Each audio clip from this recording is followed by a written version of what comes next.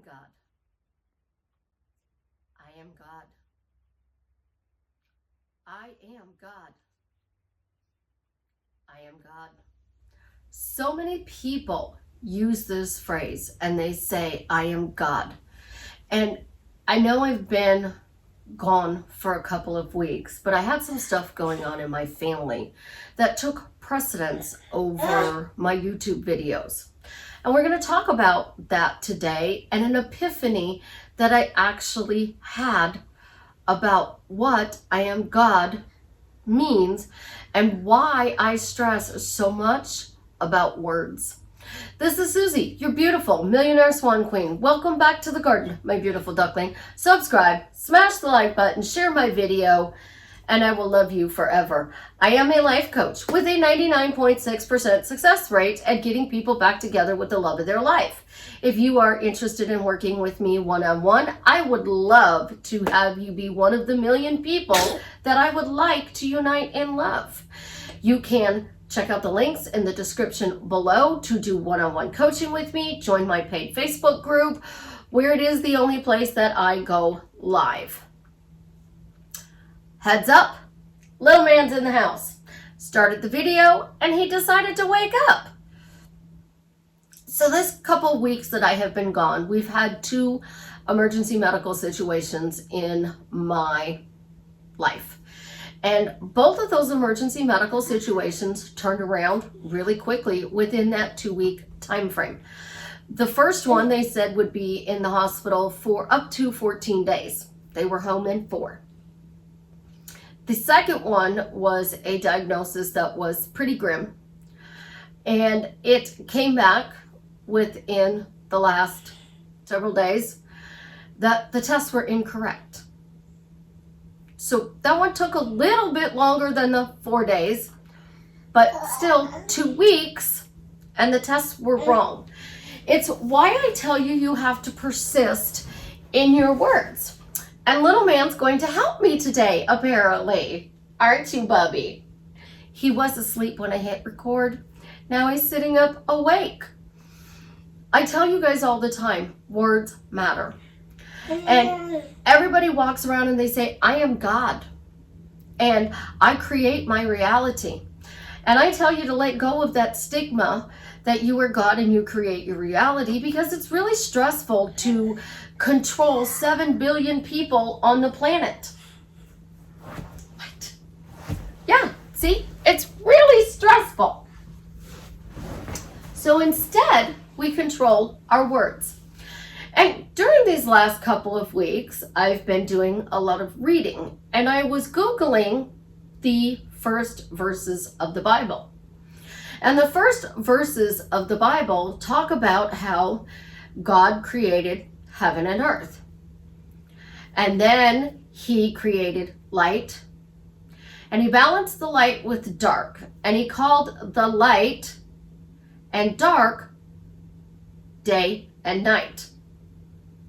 And that was the morning and the evening, and he rested. And God saw good. He created the vault, which was the water. He created the dryness, which was the land, and he named it the sea and the land. And that was the end of the day, the morning and the evening, and God saw good. Everything God created, he saw good. So God said, let there be light. God said, let there be dark. God said, let there be land, let there be sea, let there be animals in the water and on the ground and in the air. And then he saw good. So I'm going to use an example of a specific animal here. Everything God created, he saw good. And then God created man and woman, and he saw good. And he tasked the man with the job of naming the animals. So in order to name the animals, Adam had to give them a name, which is their title. So we had cows and donkeys and horses, and we had fish, and we had mammals, and we have birds. And then each one of those groups got specific names to them. What does I am God actually mean to me right now today? Because this epiphany I had, there's two parts of it. The first part is God said, let there be light. So the spoken word is God's word. The second part is when God spoke the words and he saw what was created, he saw good. Then you went to the tree of knowledge, which he told us humans we could not eat from. And we all know the knowledge tree is the apple. Well, they ate the apple. And God comes into the garden and he talks to Adam and Eve, but they don't answer. Where are you? And they said that they were scared because they were naked. And God said, who told you you were naked? When we ate from the tree of the apple, we saw good and evil, which today has been replaced with good and bad. And no, little man's not bad. He's an angel. But the serpent is the one that tempted him. And the serpent is a snake. But God still saw good in the serpent. So let's get to that animal analogy. You get bit by a snake. And I've literally lived this existence. I spent 6 months on crutches. My kidneys tested in failure. I was very sick. I lived on grilled cheese sandwiches and cheese pizzas for 6 years because my digestive system was messed up because the poison pocket, when part of it busted and got into my leg, it went straight up my leg and into my digestive system and my kidneys. And I suffered a lot for 6 years. And during those 6 years, I found out that it wasn't good to be bit by a snake. But God saw good in them because they ate the mice and the rats, and we all know mice and rats reproduce pretty quickly. So as a result, these mice and rats, it kept their population a little bit down. So the snake had a purpose. But in my life, I only see the bad in the snake. But God saw the good.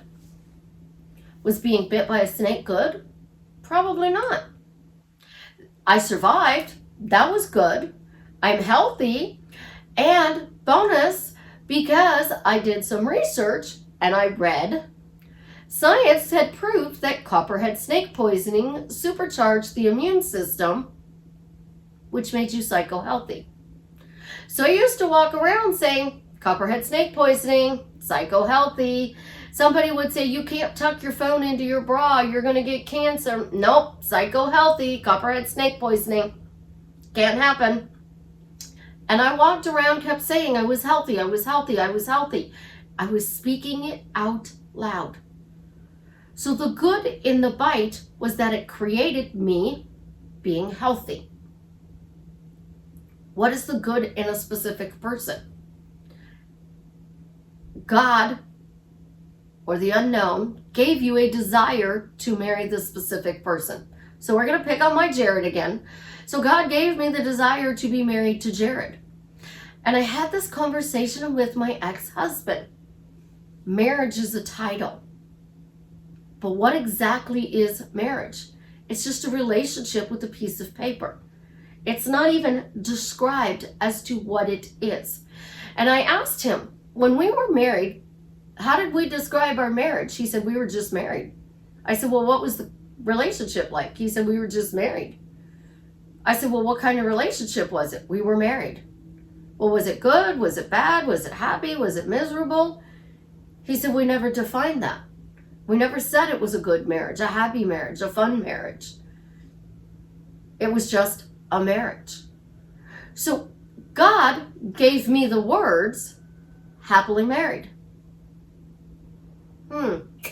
Because I saw good in being married I took it one step further and I added the feeling to your relationship. So that you didn't have to feel it real, because that's what you're being taught. So God, I am God is your word. It is what you say every day, day in and day out. I tell Chance all the time, you're such a good boy. You're such a happy baby. You're such a good boy. Look at you. You're such a good boy. Are you a good boy? And you see him here. We're 10 minutes into this video and he's sitting on my lap just staring at the video. He's absolutely positively adorable. My phone is going off to make a point that this feeling and the title of your relationship is so important. Whatever you're doing, are you happy to be a millionaire? Are you happy to be married? Are you happy working for this place? Are you happy being a mom, a grandma? Are you happy being a dad or a grandfather? Are you happy being an uncle? Because God gave me words to use to give you guys knowledge. So I don't eat apples. I don't like apples. They are yuck. If I could get away with just eating one bite of an apple all year round, it's because that's the only pie at Thanksgiving and I have to be polite and I will eat a very, very small piece. And I eat all the nasty apples and then the crust because I like the crust. So I saved the crust for last. God saves you for the best. He sees the good. He sees the good. And the more you talk about the negative, that's what you're creating in your reality. So you're creating, they're not texting me, they're not calling me, they're not doing this, they're not doing that. You're micromanaging with your words and everything you tell everybody. Yes. And it's creating chaos. But God saw good in the chaos. So your person is with a third party, the 3P. I still think it's the bar on Charmed. So your third person's with the third party.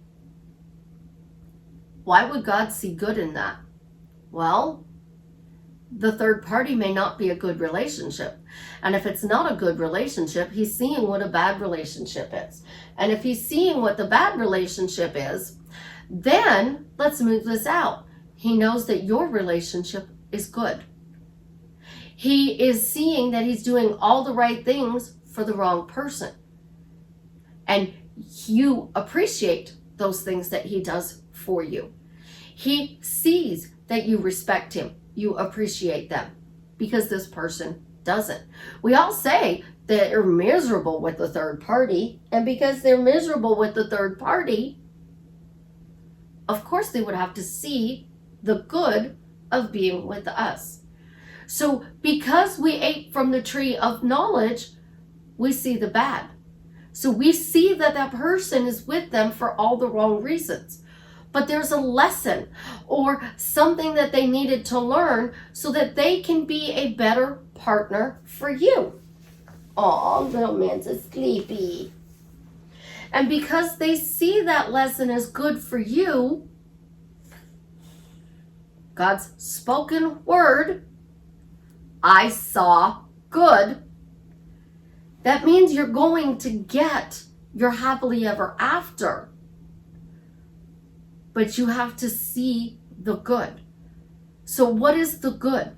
In a medical diagnosis, the good is that you change your lifestyle, you get healthy. You had a scare, it gives you a new zest for life. It turns you around. I have a friend who beat cancer. And this friend was somebody that I helped raise. She's very dear to me. And we all knew that she was a little spoiled. She was a lot about herself. But from the cancer, she saw all of the people going through this struggle, the people helping them, being so kind and loving and giving back, that she has decided to become a nurse. And she started working at the hospital, and she's going to work her way up to being an RN so that she could help people like she was helped. She saw the good in the situation, and she beat cancer. What are you beating? What are you seeing good in? Because your words drastically create your life. Just like Adam's words named the animals because God gave him the power of words. So I am God, it is our words. So what mental words are you saying in your head? Oh, I don't see how this situation's going to work out. I don't see how it's going to change. Or are you saying, I have this desire, and because this desire was brought to me, I am going to get it. I'm going to see the good in this situation. It doesn't matter how long it takes, because I'm going to persist and I'm going to get that happily ever after.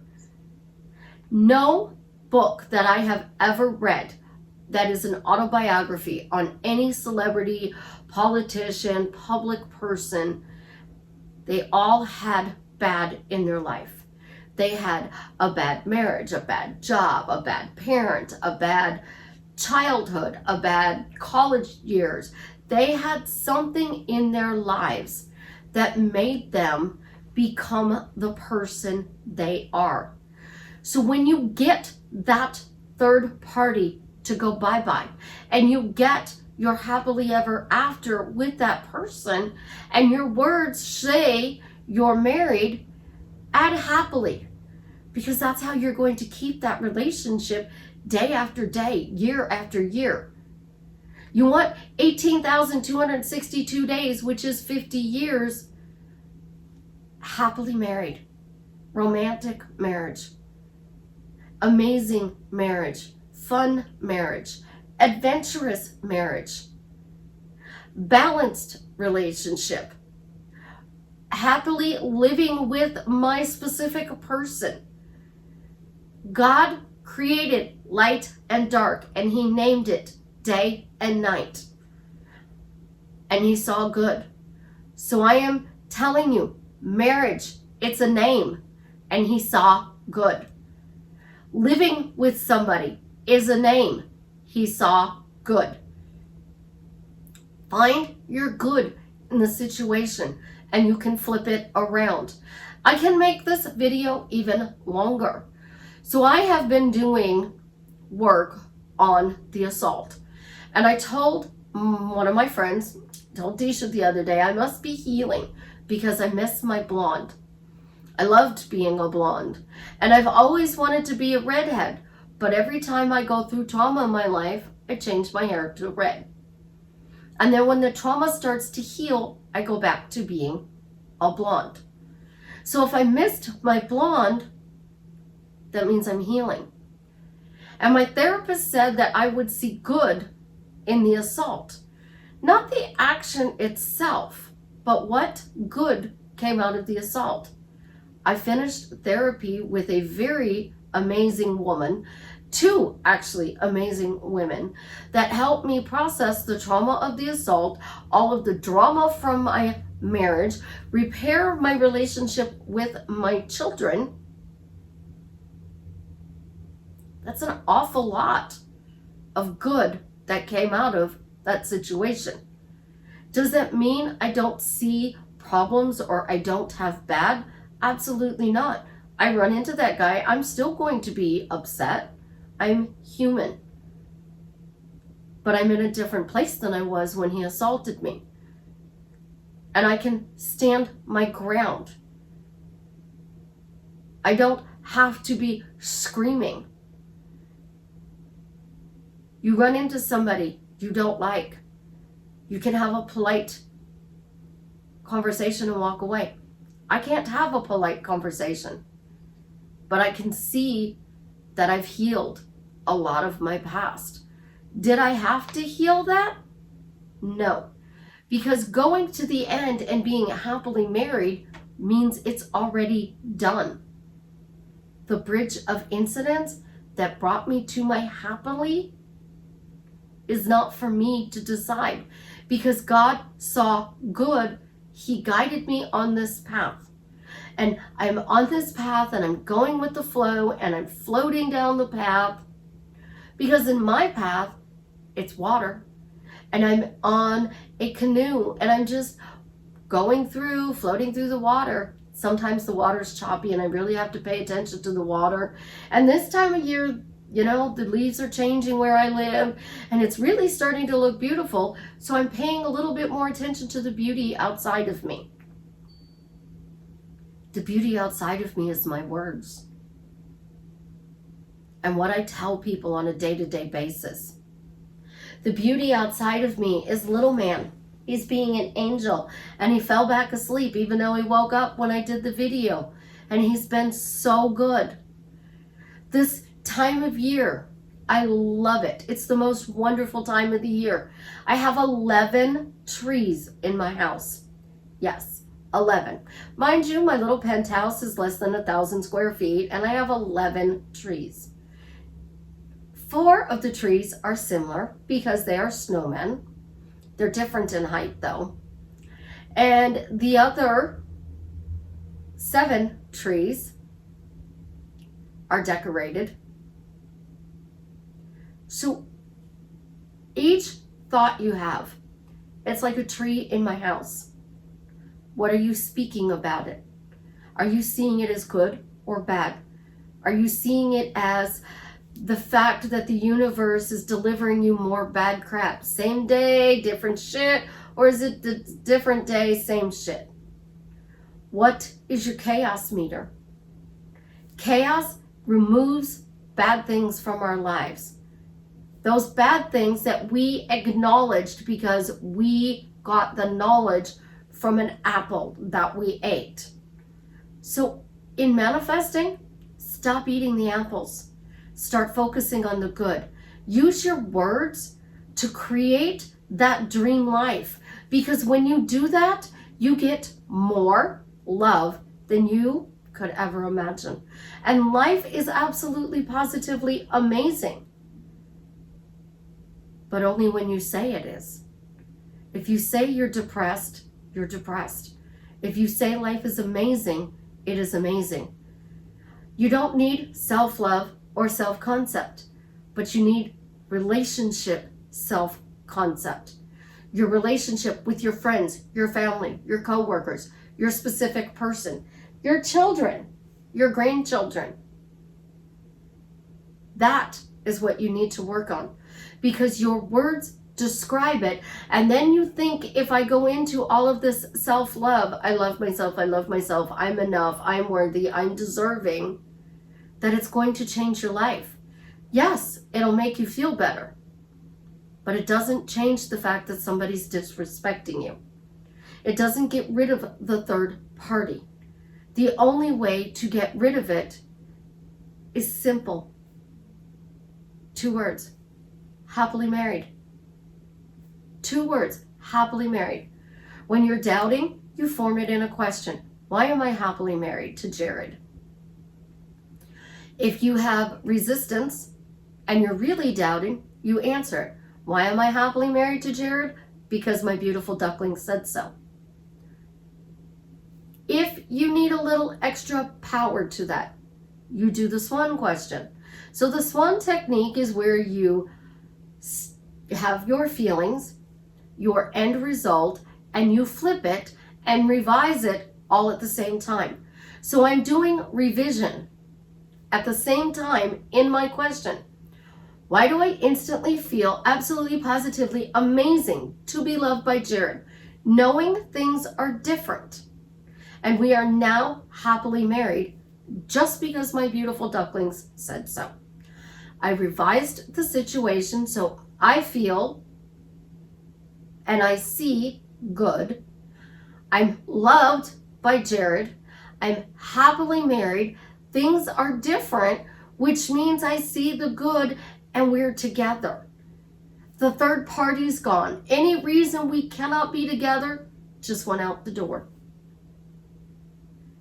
Your words create your reality. And I cannot stress it enough, because these last several weeks, our words were, we got a miracle. There was a miracle. And that miracle was granted not once, but twice.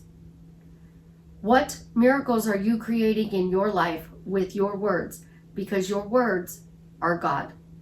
I love you guys. Have an absolutely positively amazing day. And as always, leave Chance and I a message and let us know how we are drastically changing your life for the better.